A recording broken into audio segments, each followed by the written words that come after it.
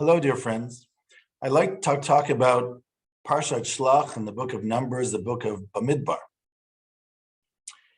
And because Shlach is, of course, a story of the spies sent out by Moses to see the land of Israel. I also like to say that both Shlach and the Parsha right after it, Korach, are two watershed moments in the story of the desert. Shlach, our relationship to the land of Israel, where the people failed to understand the importance of building itself up in a land. It cannot be a tribe anymore. It cannot live in the desert. It has to get its feet wet in the real world, and this fear, like a child, of going out of the house and entering the real world. To such an extent that Moses says in the book of Devarim, in Deuteronomy, and in this issue, you do not have faith in the Lord your God. You don't think you will succeed. You are afraid. And the second major issue, of course, is Korach, which I talk about in another video. Korach had a major issue with the leadership of Moses. And leadership of Moses is not just political leadership.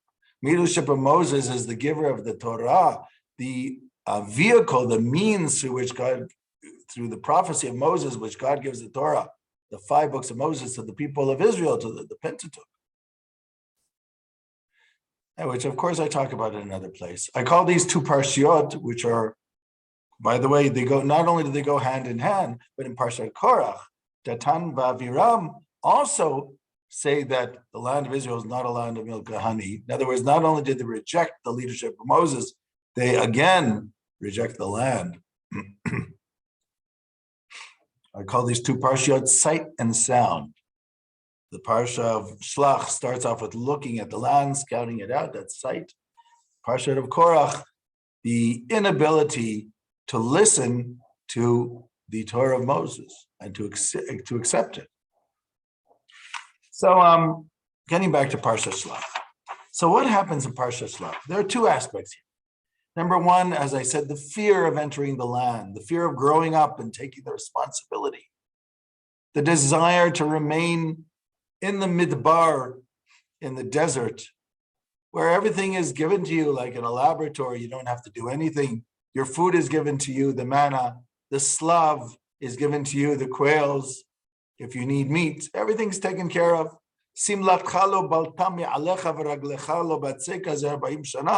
Your clothing never became worn, and your feet never got blisters, Moses said in Deuteronomy. Everything was fine. It was a miraculous situation in which God took care of you, but that's not the real world.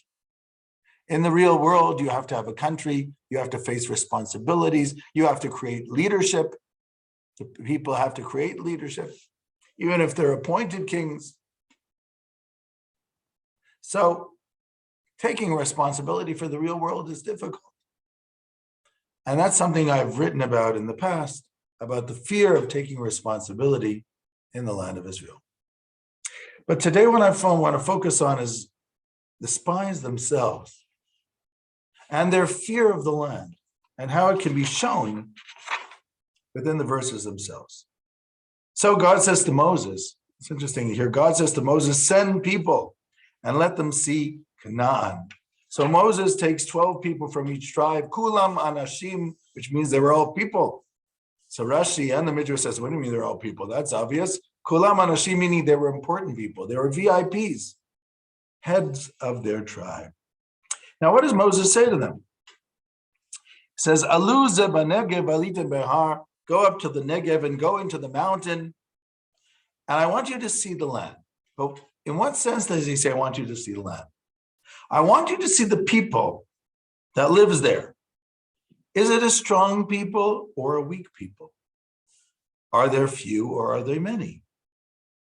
Rashi, in his interpretation, says that this verse is just a prelude to the next verse. The next verse is, and what is the land? In other words, the first verse appears to be about the people, and the second about the land.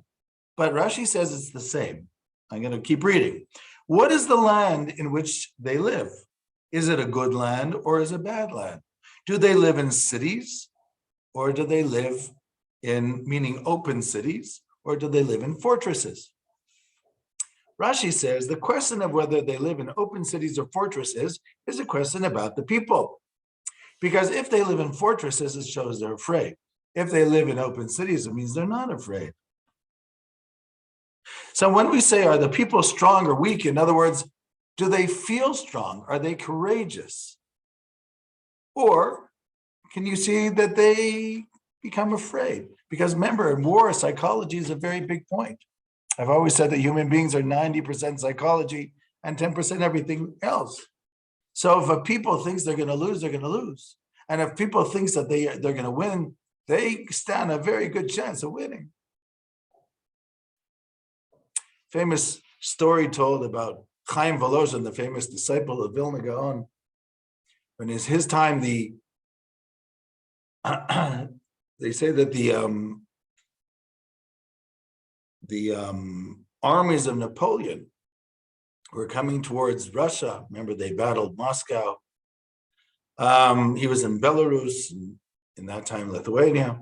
And supposedly one of the generals, according to the legend, one of the generals of the armed forces of the French was nearby and heard there was a famous rabbi wanted to speak to him. Says, Rabbi, tell me, who do you think is going to win this war? The French or the Russians, huh? So Rabbi Chaim said, I prefer not to talk about politics. I'm just a man of Torah. Why do I have to answer such questions? Says, Rabbi, I'm not going to hurt you. I just want your opinion. Says, you're not going to hurt me? Says, no, I just want your opinion. I want to understand. Says, okay, my opinion is the Russians will win. Says, the Russians? Do you know what type of an army we have? Do you know what type of trained men we have? What are you talking about? Chaim said, yes, you have a better army, you're better trained, but they're fighting for their families and for their houses. So, what are the people like? Are they courageous? Are they afraid? This is what Moses really wants. He wants to know what the people are thinking. Why? Because Moses knows that if God says, we're going to take this land, we're going to take this land. He just wants to know what the other side is because he's nervous about the people of Israel. He doesn't want them to get hurt so much, but he knows that we will be victorious. And tell me something about the land. Hayesh ba'etz im ein. Does it have a tree? Now, it's true that in the simple meaning, does it have a tree? Does it have trees? It's a funny question, though. Does it have trees? Rashi brings also a famous midrash. What does it mean, does it have a tree? Remember, it says in the Psalms, Tzadik katamai yifrach. A righteous man is like a date palm. Ke'erez balevanon yizger, like a cedar in the Lebanon, shall he be flourish. So the righteous person is like the tree. Hayesh ba'etzim ayin, do they have a righteous person that because of their merit of that righteous person, maybe they'll have more merit and maybe they'll be more successful. Moses is also wondering about those things because the way Moses sees reality is very different than the way most people see it. He knows that God will give them victory over the land of Canaan, which will be the land of Israel. He has no doubt, but he's a little bit, doesn't want the people to get hurt. Sometimes you have to work harder in order to get God's promise. So he wants to know what the people are like, their psychological character. Have they heard of us? Are they fearful? And he also wants to know if they might have some merits of righteous people among them.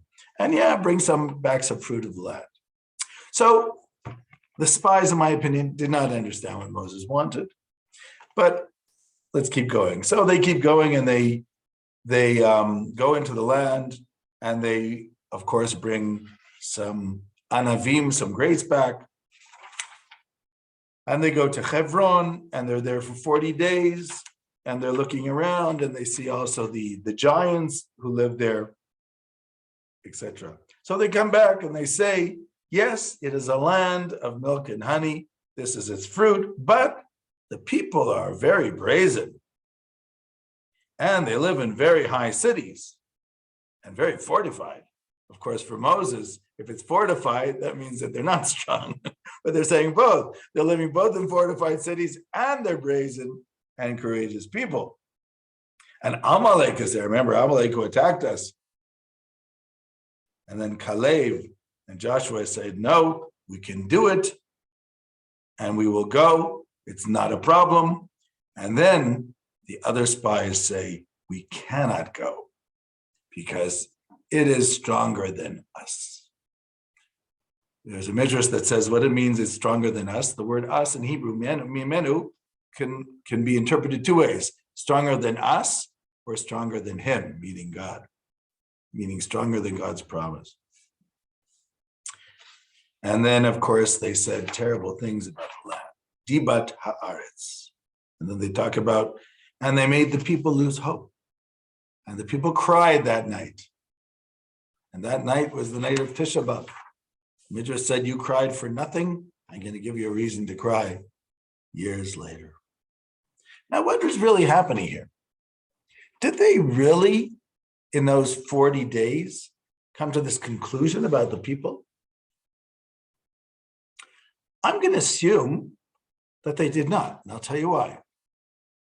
You know, in Israel, we have a joke that Israelis like going to countries and touring them, but they like to see everything. They want to see like every city when they go to Italy or to Spain.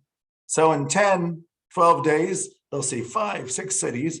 But when you see 5, 6 cities, you barely get to see each city. And you definitely don't have time to talk to the people. But at least you can say you saw it and taste nice selfies with you, with your friends, with your family, right? Something like that, it appears to me, that the spies did too. They looked around, they didn't talk to anybody.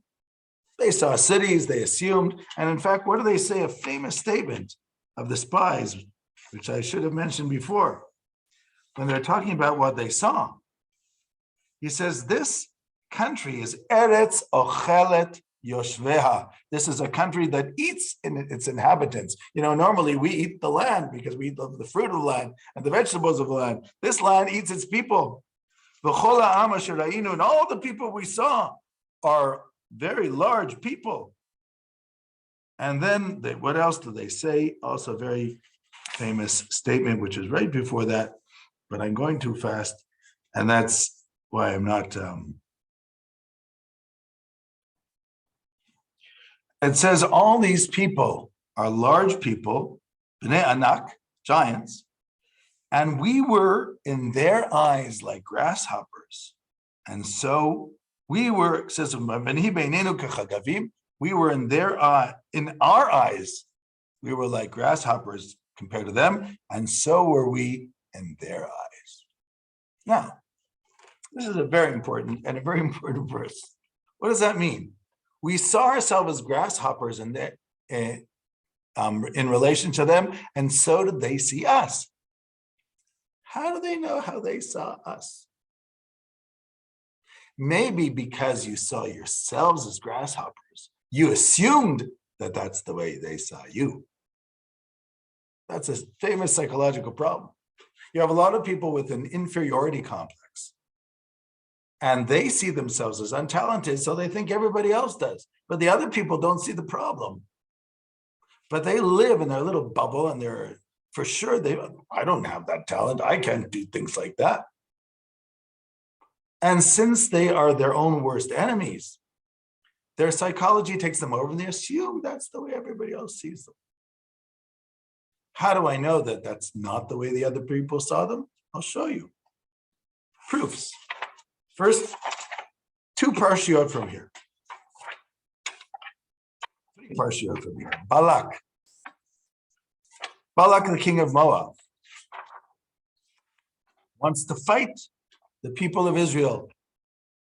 And he goes to Bilam. But how does the parsha start?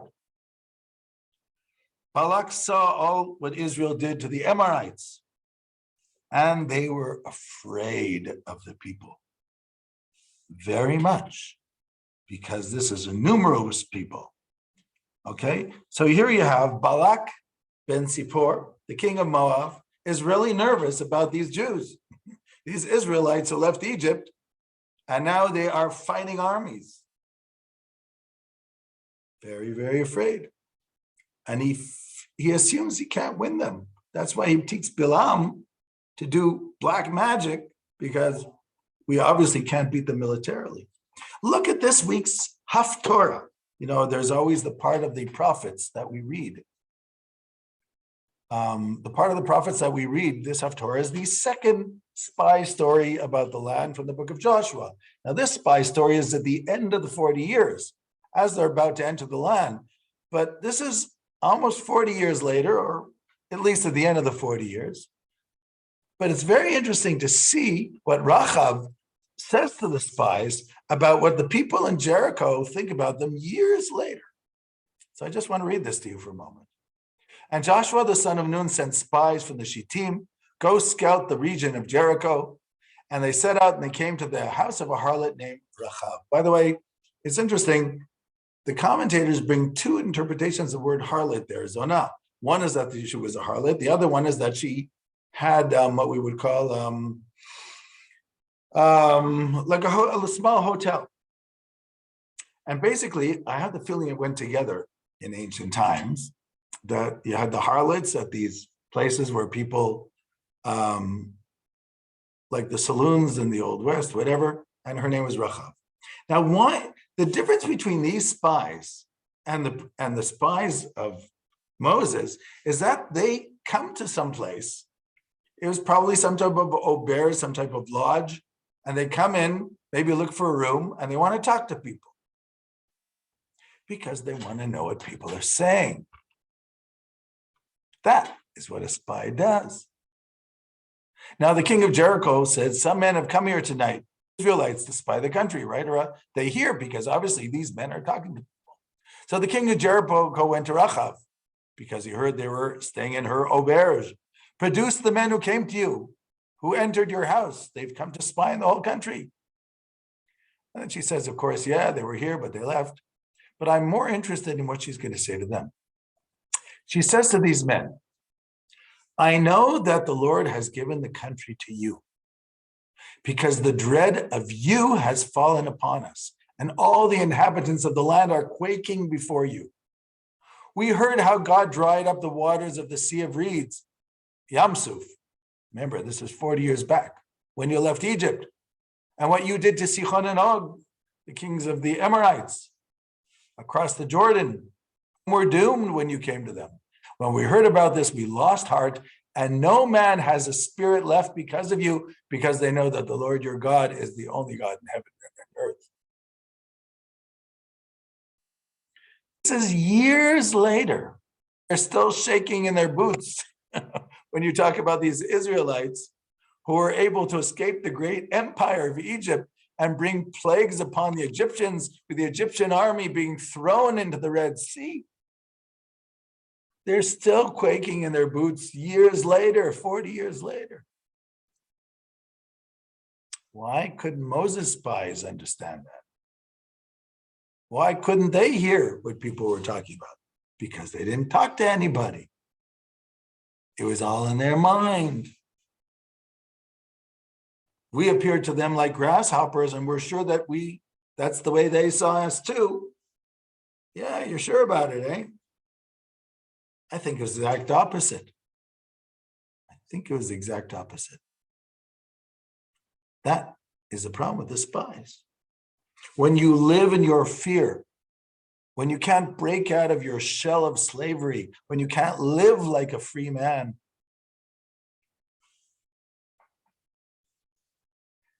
God couldn't take that generation into the land of Israel because they couldn't think like free people. They were in their slave attitude. Abraham Ibn Ezra says, when they came to Yamsuf, when they came to the Red Sea, why were they afraid? How many Egyptians came? Okay, it says Pharaoh, he came with 600 exclusive chariots and all the chariots of Egypt. If there's 600 exclusive chariots and all the chariots of Egypt, how much is all these chariots? 1,000, 2,000 maybe, 3,000? How many Israelites were there, says Abraham Ibn Ezra?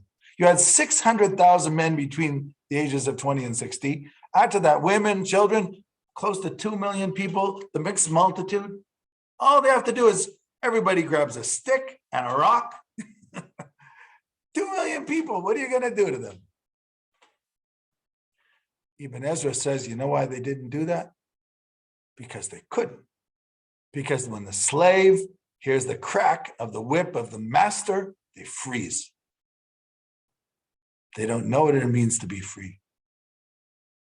That's why that generation could not go into the land. And look at this leadership. They can only look at the land from afar. They're in their psychology, their fear, they're frozen. They also saw us as grasshoppers. Yes, did you ever talk to them? No. Because when they did talk to them, 40 years later, they realized they were still shaking in their boots. Coming into the land is a big responsibility. It's entering history, getting your hands and feet dirty and wet, but it has to be done.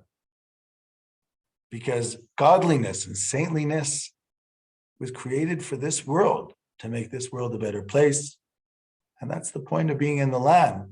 The Torah really becomes something which is actual for this world. Shalom, shalom.